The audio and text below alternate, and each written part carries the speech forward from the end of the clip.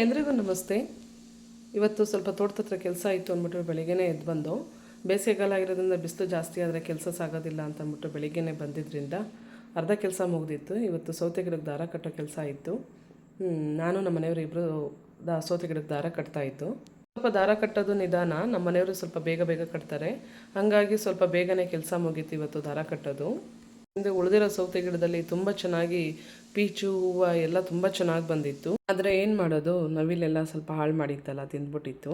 ಹಂಗಾಗಿ ಉಳಿದಿದ್ದ ಗಿಡನೇ ಇಷ್ಟು ಚೆನ್ನಾಗಿ ಇಳುವರಿ ಬಂದಿತ್ತು. ರೈತರ ಬದುಕೆ ಹಾಗೆ ಅಲ್ವಾ, ಇಷ್ಟೆಲ್ಲನೂ ನಮ್ಮ ಕೈ ಸೇರುತ್ತೆ ಅಂತ ಅಂದ್ಕೊಳ್ಳೋಕ್ಕಾಗಲ್ಲ. ಪ್ರಾಣಿ ಪಕ್ಷಿ ಎಲ್ಲ ತಿಂದು ಉಳಿದು ಬಿಟ್ಟಿರೋದು ಕೊನೆಯದಾಗಿ ನಮ್ಮ ಕೈ ಸೇರುತ್ತೆ. ನಾವು ಹಾಕಿರೋ ಸೌತೆ ತಳಿ ಯಾವುದಪ್ಪ ಅಂತ ಅಂದರೆ ಸುಮಿತ್ರಾ ಅಂತ.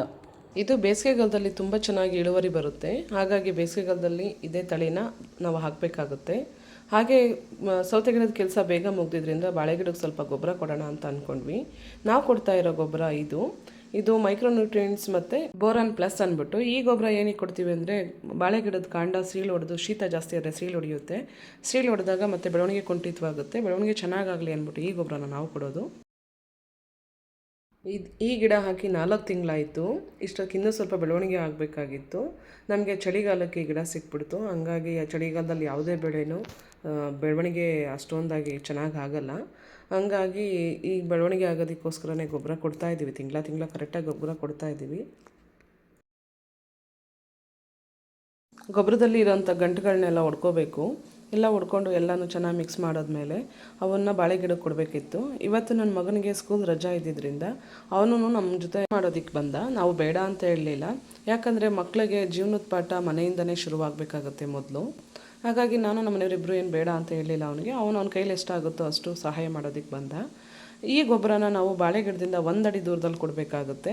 ಏಕೆಂದರೆ ಗಿಡದ ಆಹಾರದ ಬೇರುಗಳು ಗಿಡದಿಂದ 1 ಅಡಿ ದೂರದಲ್ಲೇ ಇರುತ್ತೆ. ಈ 4 ತಿಂಗಳ ಗಿಡಗಳಿವು, ಹಾಗಾಗಿ ಅಲ್ಲೇ ಕೊಡಬೇಕಾಗುತ್ತೆ. ಕೊಡೋದ್ರಿಂದ ಗಿಡದ ಕಾಂಡನೂ ಕೂಡ ಸೀಳು ಹೊಡೆಯೋದು ನಿಲ್ಲುತ್ತೆ ಮತ್ತು ಗಿಡನೂ ಬೆಳವಣಿಗೆ ಚೆನ್ನಾಗಾಗುತ್ತೆ.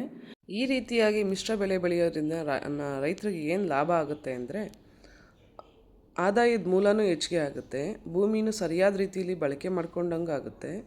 ಅದು ಅಲ್ಲದೆ ಬಾಳೆ ಗಿಡದ ಎಲೆಗಳು ಅಗಲವಾಗಿ ಚಾಚ್ಕೊಳ್ಳೋದ್ರಿಂದ ಸೌತೆ ಗಿಡಕ್ಕೆ ನೆರಳಾಗುತ್ತೆ. ಸೌತೆ ಗಿಡದ ಬಳ್ಳಿಗಳು ತೇವಾಂಶನ ಕಾಪಾಡಿಕೊಂಡು ಬಾಳೆ ಗಿಡ ಬೆಳವಣಿಗೆಗೂ ಸಹಾಯ ಮಾಡ್ತವೆ. ಬೇಸಿಗೆನಲ್ಲಿ ತೇವಾಂಶದ ಕೊರತೆ ಬರುತ್ತಲ್ಲ, ಹೀಗಾಗಿ ಮಿಶ್ರ ಬೆಳೆ ಬೆಳೆಯೋದ್ರಿಂದ ರೈತರಿಗೆ ಅನೇಕ ಲಾಭಗಳಿದೆ ಅಂತಲೇ ಹೇಳ್ಬೋದು. ನಾವು ಅದೇ ಉದ್ದೇಶದಿಂದನೇ ಕೂಡ ಬಾಳೆ ಗಿಡದ ಮಧ್ಯದಲ್ಲಿ ಸೌತೆ ಗಿಡ ಹಾಕಿದ್ವಿ. ಸೊ ಇವತ್ತು ಈ ಕೆಲಸ ಎಲ್ಲ ಮುಗಿಯೋಷ್ಟರಲ್ಲಿ ಸಂಜೆ ಆಗಿತ್ತು. ನನ್ನ ಮಕ್ಕಳಿಬ್ಬರು ಬಂದು, ಇವತ್ತು ಅಮ್ಮ ಕೆಲಸ ಮಾಡಿದ್ದೀವಲ್ಲ, ಸ್ವಲ್ಪ ಹೊತ್ತು ಆಟ ಆಡಿಸ್ಬಾ ಅಂತ ಕೇಳಿದ್ರು. ಮಕ್ಳ ಜೊತೆ ಸ್ವಲ್ಪ ಟೈಮ್ ಸ್ಪೆಂಡ್ ಮಾಡಿದ್ರೆ ನನಗೂ ಸ್ವಲ್ಪ ರಿಲೀಫ್ ಅನಿಸುತ್ತಲ್ಲ ಅಂದ್ಬಿಟ್ಟು ಮಕ್ಕಳನ್ನ ಆಟ ಆಡ್ಸೋಣ ಅಂತ ಕೂತ್ಕೊಂಡೆ. Position ready. ಇದು ಯಾವುದೋ ಎಕ್ಸ್ಪ್ರೆಸ್ಸು, ಹೇಳೋಕ್ಕಿಂತ ಮುಂಚೆನೇ ಓಡೋತದೆ. ಬಾಯಿಲಿ ಬರವ ನಿಂತ್ಕೋ. ಸ್ವಲ್ಪ ತರಲೆ ಜಾಸ್ತಿ, ಅವ್ರ ಅಣ್ಣನ ತುಂಬಾ ಗೋಳಿಕೋತಾಳೆ. ಮಕ್ಕಳ ಜೊತೆ ಸ್ವಲ್ಪ ಟೈಮ್ ಸ್ಪೆಂಡ್ ಮಾಡೋದ್ರಿಂದ ನನಗೂ ಸ್ವಲ್ಪ ರಿಲೀಫ್ ಅನ್ನಿಸ್ತು.